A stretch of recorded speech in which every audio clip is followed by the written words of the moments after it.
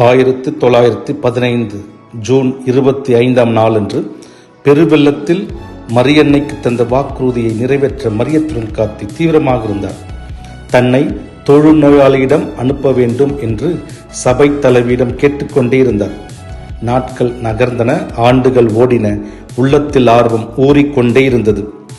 1922 ஆண்டின் வசந்த காலத்தில் தொல்காத்தி நிமோனியாவால் பாதிக்கப்பட்டிருந்த 15 வயது சிறுமி மரீனா லூட்சியை கவனித்து வந்தார்.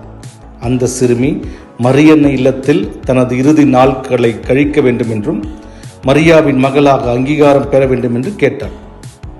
மரீனா இறப்பதற்கு முன் தொல்காத்தி அவரிடம், மரீனா, நீர் மரியன்னையை பார்க்கும்போது தொழு நோயாளிகளிடையே மறைபரப்பு பணிக்கு அனுப்பப்பட வேண்டும் என்ற வரத்தை இயேசுவிடமிருந்து பெற்றுத்தர கேள் என்றார். அதற்கு மரீனா உடனே, இல்லை அருட்சகோதரி மரியா, நீர் ஈக்வடோருக்கு போவீர்கள் என்று உடனே பதிலளித்தார்.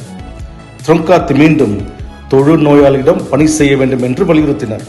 சிறுமி மரீனா மீண்டும் அழுத்தமாக, நீர் ஈக்வடோருக்கு போவீர்கள் என்று தீர்க்க தரிசனம் சொல்லிவிட்டு மண்ணை விட்டு பிரிந்தார். சில நாட்கள் கழித்து தொல்காத்தி சபை தலைவி கத்ரீனா டகேரோவை சந்தித்தார். அந்த சந்திப்பில் சபை தலைவி தொல்காத்தியிடம், நீங்கள் ஈக்வடோர் நாட்டிற்கு அனுப்பப்படுவீர்கள், காடுகளில் வாழும் கிவாரி மக்களிடையே பணியாற்ற வேண்டும் என்று சொன்னார். அப்போது தொல்காத்தியின் வயது 39. 44 ஆண்டுகள் அமேசான் நாடுகளின் முழு மூச்சாக இறுதி மூச்சு வரை பணியாற்றினார். ஒருமுறை கூட சொந்த நாட்டிற்கு அவர் உறவுகளை சந்திக்க வரவில்லை என்பது அவரின் அர்ப்பண ஈடுபாட்டிற்கு ஈடு இணையற்ற அடையாளம். அன்பு இளைஞர்களே, உங்களை சிறைப்பிடித்திருக்கும் ஆரோக்கியமற்ற பழக்கங்களிலிருந்து விடுதலை பெறுங்கள். உங்கள் உள்ளத்தை அசுத்தப்படுத்தும் சுயநலத்திலிருந்து வெளியேறுங்கள். உங்களை விசாலப்படுத்தும் விளிம்புகளை நோக்கி பயணியுங்கள்.